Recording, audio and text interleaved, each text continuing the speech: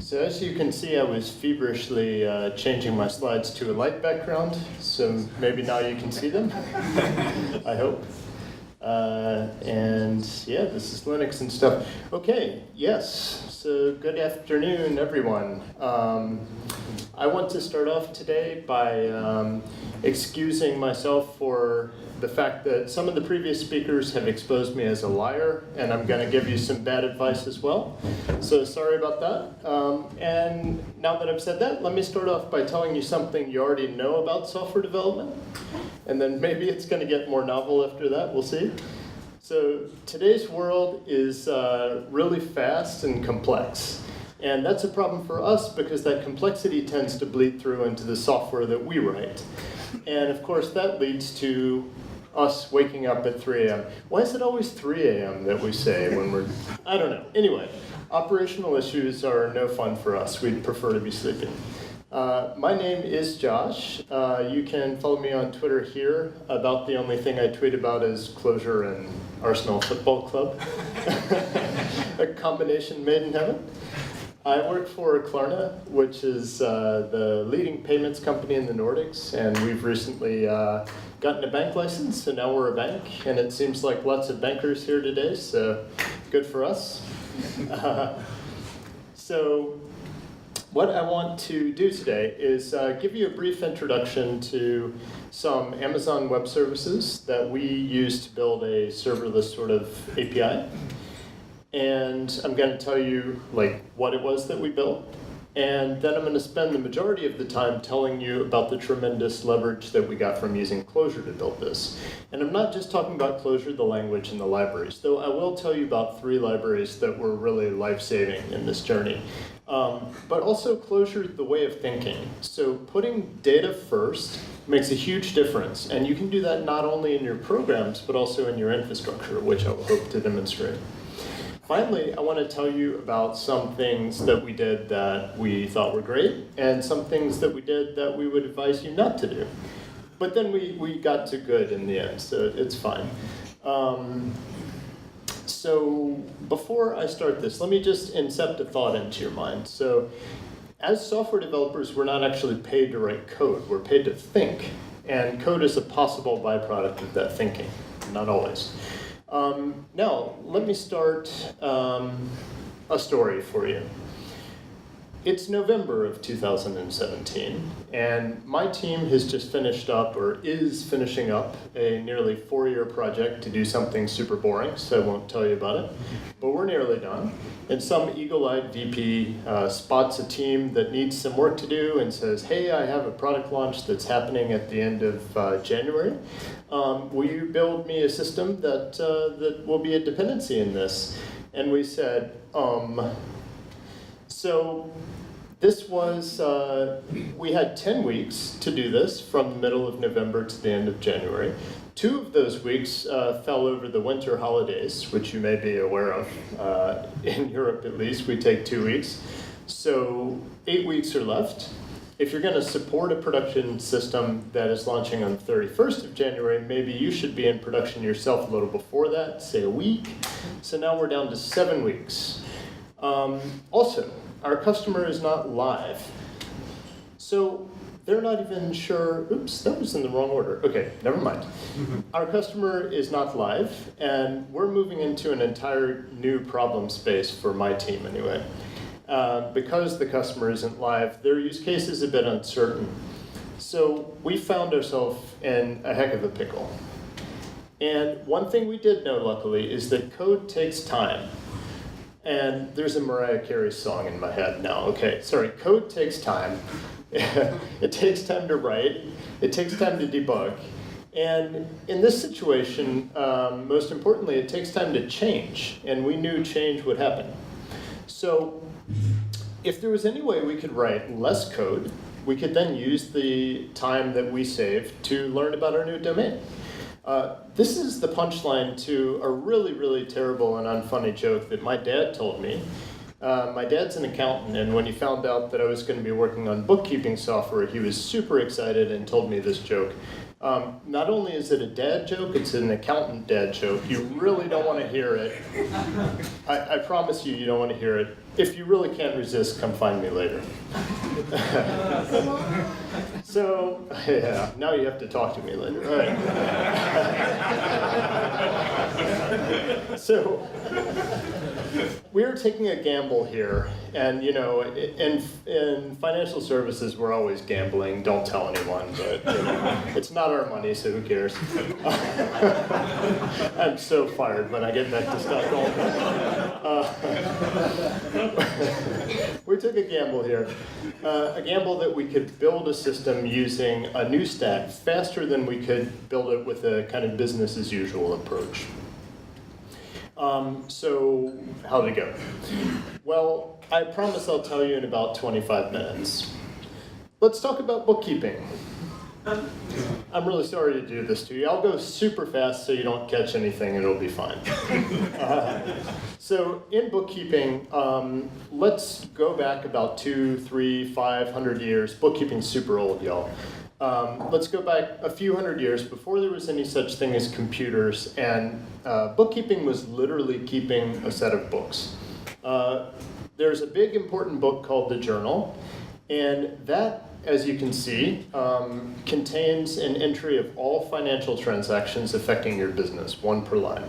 There are a few important bits of stuff in here, so when it occurred, the amount of the transaction, the account that you're going to be debiting, and the account you're going to be crediting, and then you might have some metadata like description and a bunch of other stuff. Once you've written it in a journal, now you have to make an entry in two ledgers. One for the account that you're debiting, here at the top, and one for the account you're crediting. And that's why it's called double entry bookkeeping, because you're making two entries, right? Easy as pie. So this has some really nice properties. I hope I'm not wrong about any of this. I see you bank people laughing at me. What mistakes am I making? All right. Double entry bookkeeping as a system has two really nice properties. So the first of which is that the journal is the single source of truth, and the ledgers can be rebuilt from the journal. So if all of your ledgers burn up, no problem. As long as your journal is safe, you can reconstruct them. All you need is time, and we got plenty of that. The second property is it has a built-in way to detect errors. So the bookkeeping rule is that if you if you sum up all of the debits in your system and sum up all of the credits in your system, those two numbers must be equal.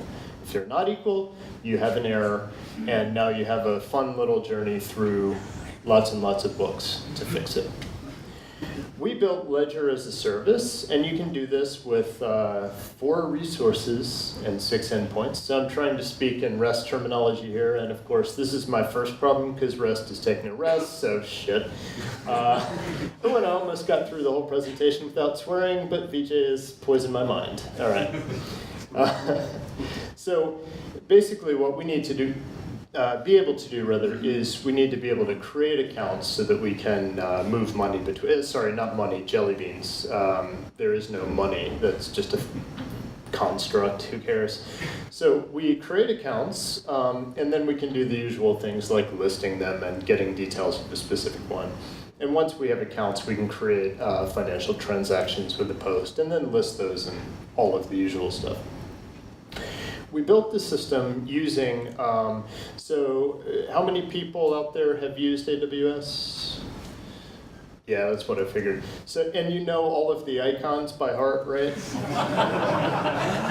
This is API Gateway, obviously, okay, which we've used to build the REST API itself. This over here is Lambda, which implements all the business rules. And finally, we have DynamoDB for persistence. This is what our system kind of looks like from a conceptual point of view. There are 4 layers in here, if you will. So I'll walk you through a request coming into the system. Let's say it's creating a financial transaction. Our clients are out here in the internet, the cloud at the top, and they make an HTTP request to API Gateway. API Gateway now has a REST model of that request. We're going to look at this later. Its main job is to just translate that into a model which can then be used as the parameter when you invoke a Lambda function. The Lambda function gets it, and basically it tries as early as possible to convert that into a domain model. The domain model is where all our business rules run, and then finally We convert that into a database model, which we write to Dynamo, and then everything happens in reverse, all the way back out to the client. If we talk about API Gateway, it is an abstraction of API, a REST API very specifically. They chose to follow that model. So what you have are resources, and a resource is a thing like a transaction. And on those resources, rather, you have methods. So you have your posts, your gets, puts, patches, deletes, whatever. I'm going to talk about create transaction today because I think it's good to focus on one thing. So if we think about, we have the transactions resource, we're going to post to it to create a new transaction. The first thing we have here is an HTTP request into API Gateway. And this is handled by the so-called method request, an API gateway. And it just terminates HTTP, it does some validation. You get a lot of nice things for free here, like rate limiting, API keys. I said automatic validation. Next thing that happens is I click in the right place. The next thing that happens is API gateway will transform, like I said, the request into some JSON by convention, which it then uses to invoke Lambda. And there are many other integrations. That's called an integration, the connection between API Gateway and Lambda. So you can read and write to S3 or DynamoDB directly. You can even proxy to other REST APIs. So there are a lot of integrations here. The Lambda is invoked, the business logic runs. Now the integration response gets some JSON back, and it turns that into a REST model. And then finally, the method response returns some HTTP to the client. So this is really simple, right? So before we go into details on how this stuff works, let's take a brief aside and talk about how we deploy it. API Gateway has a really cool feature that if you give it a Swagger definition, it will create all this stuff for you. I mean, how Clojure is that? It's like, here's some data, do some stuff. It's really amazing. For those of you who are not familiar with Swagger, what it is it's a way to document a REST API. It gives you a web page with all the documentation, and it's even interactive, so you can test out requests and see the responses. So what we do then is we generate Swagger from some good old Eden. Eden, of course, is the extensible data notation, also known as Clojure literal data structures. I'm oversimplifying, don't yell at me yet. And we hand that Swagger to Terraform. Terraform creates the API gateway instance and then gives it the Swagger, which then causes all the things to happen. So let's start looking at my API Eden, and good, that's more or less readable.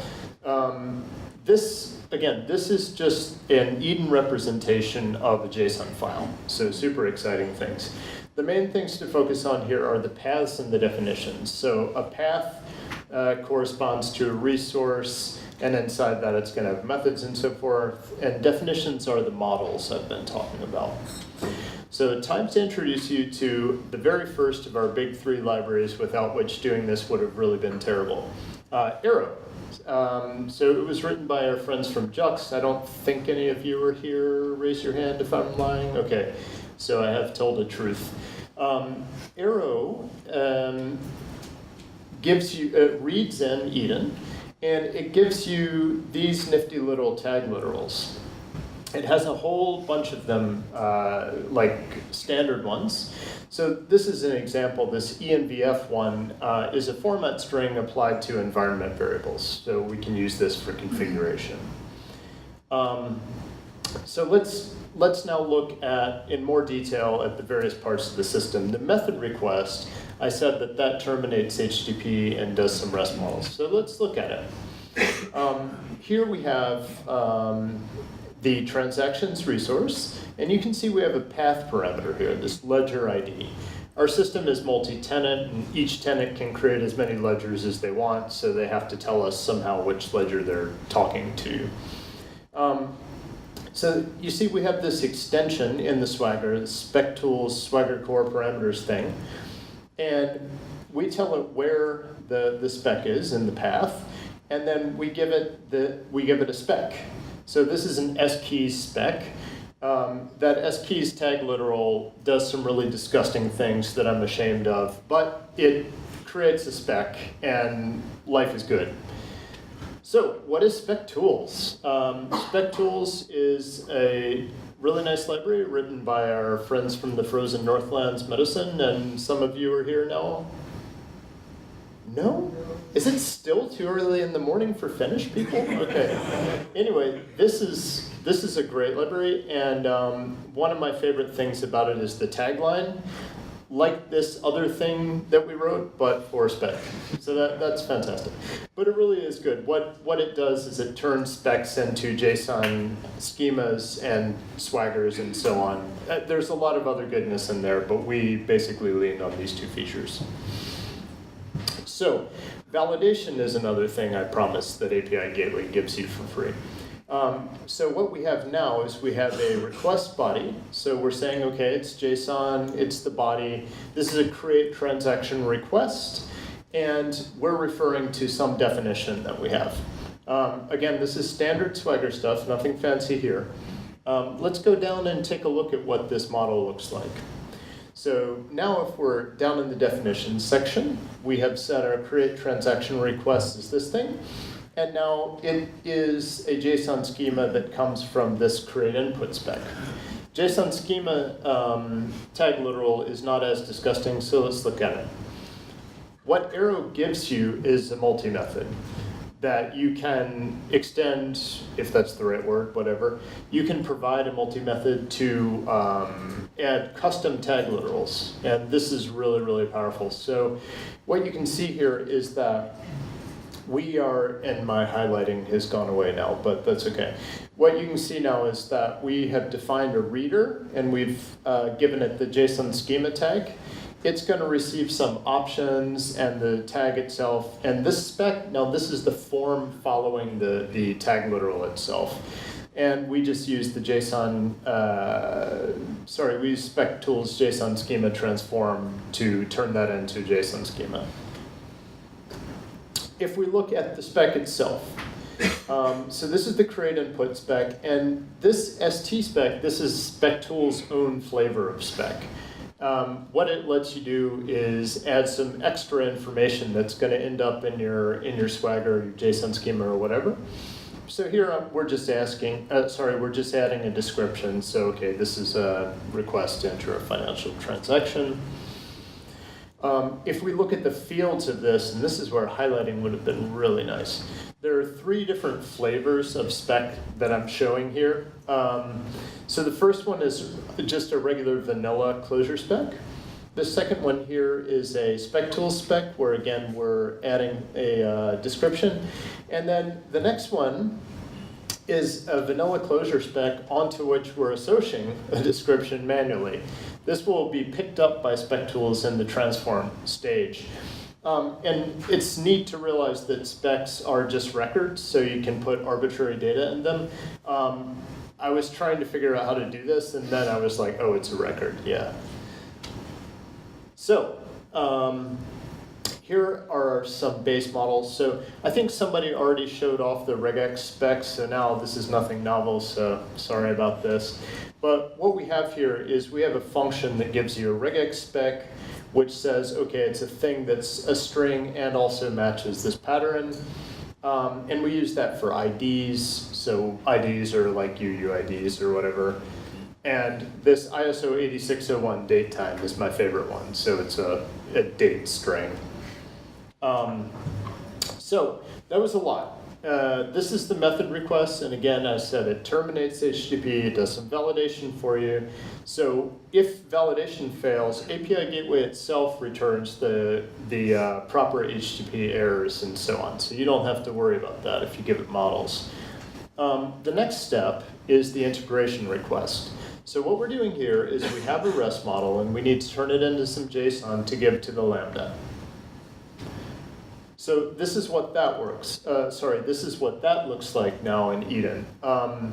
It's hard to see, but there's this Amazon API Gateway integration extension to Swagger.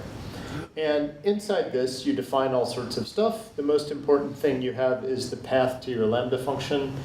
And down here are some request templates, and this is what's going to transform the request body of the original HTTP request into the input to the Lambda function. And that uses a templating language called VTL, the Velocity Template Language, which is a standard Java thing. It's also a little icky, but that's fine. So here's a mapping template. What we do is we take the original request body, so that's the input. We make it JSON, and we stuff it in another field.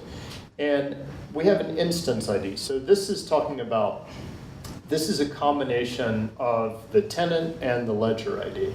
So that's an instance of a ledger.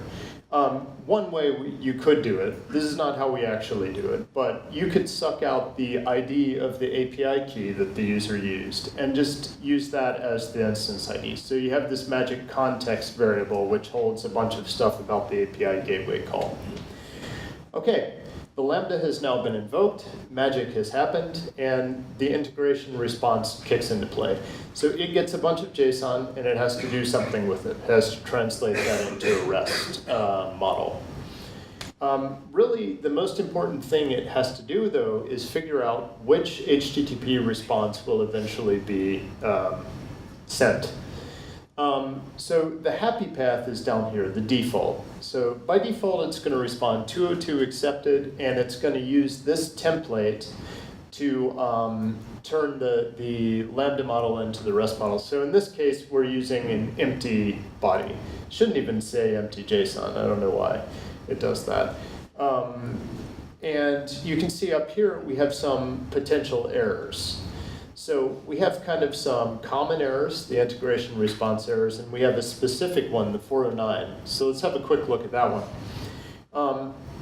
The way error handling in API Gateway works is that if an exception is thrown in your Lambda code, Lambda will catch that and return a JSON response that has an error message and a something else in it. And you then have a regular expression here that runs against the error message, and the one that matches will select your HTTP response. This is not super great to work with, especially because they make no guarantee of the order in which the regex is run. So you can't have like dot plus as a catch-all. So, you know, something Amazon maybe will fix, probably not. Anyway, this is just the eventual JSON we're going to respond with. Okay, the method response, its job is super easy. It basically just writes some HTTP response. There's nothing in here even worth looking at, I think. Or is there? Oh yeah, I put something there. Okay, so it's some JSON and it's whatever. Okay, we're done with API Gateway. And I promised that was the part that I was going to spend the most amount of time on, because I suspected it's the service of these that you're least familiar with. Let's test that theory. Who had heard of API Gateway before? Okay, that's pretty good. Who has messed around with it a little or read some docs? And who has used it in production? Okay, so there's evidence for my theory. I was not wrong, maybe. So let's move on to Lambda then. Lambda is function as a service. Okay, we're done. Now I can give you some brief explanation of Lambda. Let me introduce you to the second amazing library that we used, Lambda, which is from USwitch. Any USwitch people here? No Jux, no medicine, no USwitch. Is this really a Clojure conference? All right, anyway, Lambda is a fantastic little thing that gives you a macro called def lambda-fun. So the way that the way lambdas work in Java is you have to define a class, and it has to implement a static method called handle request or something like that. So def lambda-fun just reifies the Java class. That's all it does. And the arguments then that your Lambda handler is called with is an input stream on which the parameters of the request, parameter I should say, will be sent. The output stream, that's where you should write your response when you're done, and a context, which has some information about the Lambda call, IAM roles, all sorts of stuff.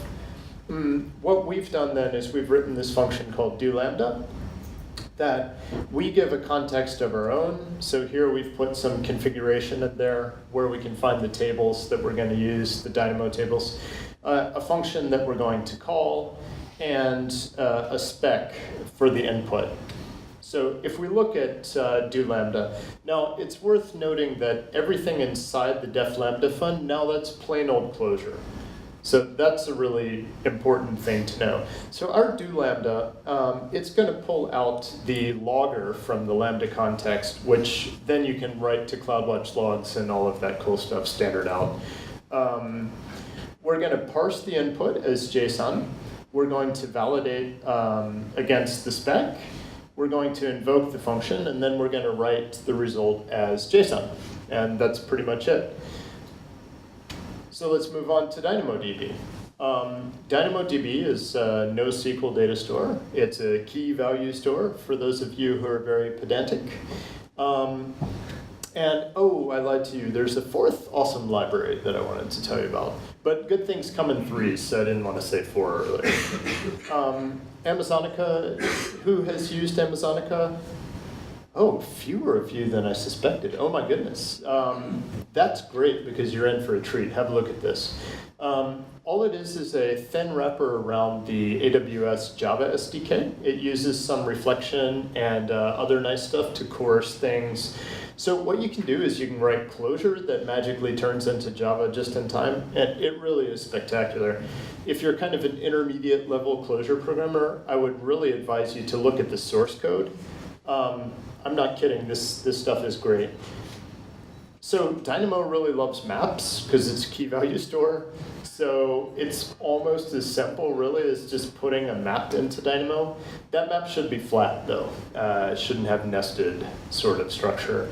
Amazonica does some things to support some of the special data types that DynamoDB has, like it has sets, I'm pretty sure. So if you put a Clojure set in there, that'll be fine.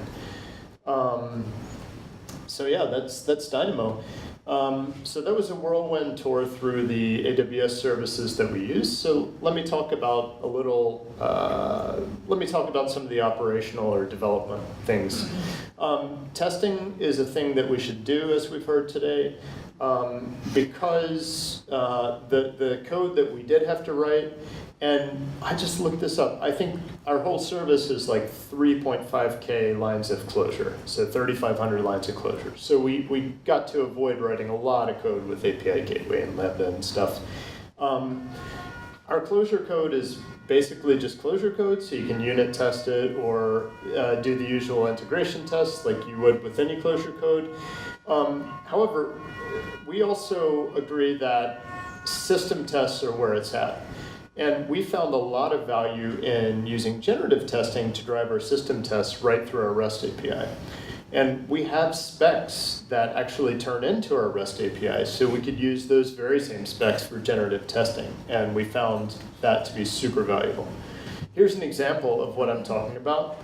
And since we saw this earlier, this is much more primitive. I don't have a nice test engine and so on. But what we're doing is we're defining a property saying that when you make a create transaction request with valid input, it must only return 202, which is accepted, 409, which is conflict, that's if you've already entered a transaction with this ID, or 422, which in this case means you tried to you tried to debit an account that didn't exist or credit one that didn't exist. So all we do is we generate some input with this generator here. We make an HTTP request, and then we have some assertions. And it's really cool. If you've used test.check for very long, or sorry, I should say if you've used specs integration with test.check very long, you might have realized that sometimes you have to write your own generators. So remember my ISO 8601 datetime string. So what Clojure spec knows about it is it's a string and there's some predicate, and it can't look inside the predicate. So it's going to generate me a random string. And what is the probability that my random string is in ISO 8601 format? Not great. So what I'm doing here is I have a custom formatter, custom generator. So when I create the standard spec generator, I can override the generator for a specific spec. In this case, it's the posting timestamp with my own custom generator. My own custom generator uses this fmap function, which is a test.check thing. And so that works the same way regular map does. You give it a generator, and then it runs a function against all of the generated values. So you can see I'm just generating an integer from 0 or positive, and I'm calling render timestamp on that, which will treat that as an epoch time and make me a string. All right, so what did we learn from doing all this? First of all, infrastructure as Eden is a wonderful thing. If you can do this, if you can represent your infrastructure as Eden and use the Clojure tools to process that, and then use something like Terraform to make that real, do it. Secondly, generative testing is really, really fantastic. And now, because I've rehearsed it this way, I have to tell you a lie. So I was going to say that there's not much out there talking about how to do generative testing for real systems. There are a lot of blogs with toy examples, like, okay, it's a sort function, how do I generatively test? And it's like, okay, yeah, great, but now how do I do this to my real system? So we had a talk this morning, so I have lied about it, now it's out there. I hope that, are you going to put this in a blog, please? Sure. Thank you. And so, because you're all programmers and programmers love to tell people they're wrong, tweet at me blogs that prove that I'm lying about this because I want to read them. But basically what I've found with generative testing is you have to try it for a while and then all of a sudden something clicks and you're like, wow, this is the best tool I've ever seen. Finally, a wonderful spec is, I mean, for the reasons that some of you know and for the reasons that we've heard today, spec gives you so much more than just a type system, so use it. However, not everything is rainbows and unicorns. Some things made us sad puppies, and one of those is spec inheritance. Let me explain what I mean by way of an example. So here, I have a spec that I'm registering as model datetime, so this is the thing you've seen before. And down here, I have a posting timestamp, which is a model datetime. Okay, this looks fine, right? We've seen that, well, who has seen this message before? Yeah, So this is, again, because I'm not going to generate a random string that is a valid datetime. No problem. I have the ability to override them. But how do I do it? Do I override the posting timestamp generator? Or do I override the model datetime generator? I don't remember. And to make matters worse, when you're using spec tool specs, it's one, and vanilla Clojure specs, it's the other. So this will drive you crazy. So what we did is we just have a regular def of datetime here. So we're not putting it in the spec registry. And then down in our leaf, where we're saying posting timestamp is a datetime, we'll just refer to the datetime spec. And that works just fine, because then you know exactly what to override when you're doing your generators. The other thing that you should avoid, don't put a lot of logic in your Lambda handlers. Try to just go to pure Clojure code as quickly as possible. The reason is we as Clojure developers really love our REPL-driven development and our fast turnaround times and all of this. If you put logic in your Lambda handlers, you now have to deploy your Lambda just to test it, and you're back in the bad old days of C++ where I change 3 characters and compile for 2 minutes before I shouldn't have called out C++. Back in the old days of programming, before we had REPLs, and we didn't know about common Lisp or Scheme or anything awesome. All right, so I promised I'd tell you how this went. in the end, we reached the mountaintop, and we did this somehow a week early. So we had to do the impossible in 7 weeks, and we did it in 6, and said, yeah, Clojure, no sweat. So what I want you to do now, in exchange for my wisdom, next time you're about to build a system, in the design phase, just ask yourself, why not serverless? And sometimes there are very good answers to this question. Sometimes serverless is not the best fit. Then ask yourself a second question. How can I minimize long-running processes in my system? Every long-running process you have, every EC2 instance out there requires care and feeding. And this care and feeding often happens at 2 a.m. See what I did there? So, sorry, 3 a.m. And that made me uncomfortable. So, what I hope I communicated to you is that while serverless is not a perfect fit for every problem, when it is, it has really huge benefits. And thank you so much for your attention.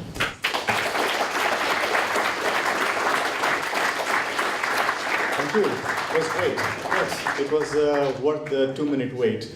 Thanks, DJ. So, questions? Plenty of questions. Okay. Let's start from Alex. Yeah, thanks for the talk. Yeah, you're welcome. So, do you get a feeling that we moved from programming XML to programming Eden? Yes, absolutely I do. And I think by and large that's not a terrible thing. I heard Craig Andera, the old Cognicast host, say that, we have JSON and now we have JSON schema. Aren't we just reinventing XML but poorly? So I think with Eden, we have maybe reinvented XML but in a less terrible way. So we have namespace keywords and we have the full power of Clojure to process this stuff. So we don't have to use XSLT and so on. So yes, I think you're right. And yes, I think that's probably a good thing on balance. Thank you. Let's start from here. So isn't XML reinvented Lisp? Yeah, it is a Lisp. So that's why it's so good. I want to actually answer that other question first. XML should have been S expressions. But the question I have for you is, Lambda functions and as Java, does the Clojure startup time have any effect on that? Yeah, How does that work? I was waiting for that question. Good. Yeah, okay. I was waiting for you. Oh, okay. So we're both so polite. So the way Lambdas work is out there somewhere in the cloud you have an EC2 instance, right? We all know the dirty little secret. There's an EC2 instance. And when you first invoke a Lambda, a JVM has to be spun up. So that's going to take a little bit of time. And then the Clojure runtime has to be spun up. So if you have the so-called cold start, so you're hitting a Lambda for the first time since you've deployed it or since it's gone to sleep, what we've seen is you're going to be waiting 1 or 2 seconds. So you do have some latency there. For the types of APIs we're doing, that's not a big deal. Like sometimes things just take a couple seconds anyway for no apparent reason, like in real world systems. So we were like, okay, whatever, that's fine. Except we weren't quite like whatever, that's fine, because what we do is we constantly do system tests to our production system, right? Of course you should test in production, because how else can you prove it works? So we keep our Lambdas warm. And also, Lambdas are versioned and immutable. They got it right. So what you can do is you can deploy a Lambda. You can hit it before the API gateway deployment happens. And now that Lambda is hot, so your API gateway deployment now is pointing to a version of a Lambda that's been pre-warmed. So there are ways around this. Yep. Thank you for the presentation, a lot of good stuff. Just one point that got me a little was about the spec inheritance. Because I don't know if you guys tried that. What we think you can do is like you could override the spec on the spec definition on the second one. And the reason I would say that might be a good idea to keep the inheritance because that's easy information.